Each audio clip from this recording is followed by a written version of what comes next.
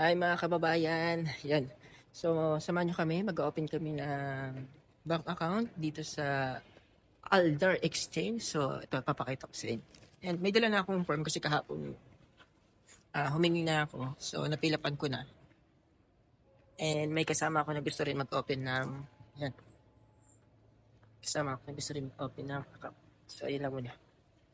Yun, so mga kababayan, yan, kung gusto niyo mag-open ng bank account, Philippine bank account or savings account, yan, punta lang kayo dyan sa Aldar Exchange. Yan, Aldar Exchange.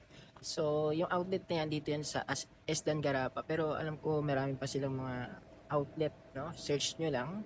And, ayun, nakapag-fill up na ako ng form. Yung kasama ko na lang na gusto rin mag-open ng account. Yan.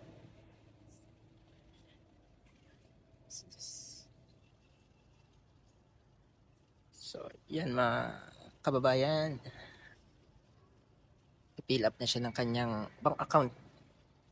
No, ayan yung exchange center na pupunta nyo, Aldar for exchange. So, yun, nakalimutan kong banggitin. Ano ba yung mga requirements? Ang requirements sa pag-open ng account, ito, ang kinuha namin PNB, kasi meron na akong BPI eh. So, ang requirements, photocopy ng inyong passport, photocopy ng QID, at ang initial deposit na 50 reals. So, yun lang yung mga requirements. And wag kalimutan na pirmahan yung photocopy ng passport ng 3 signature. So, yun lang.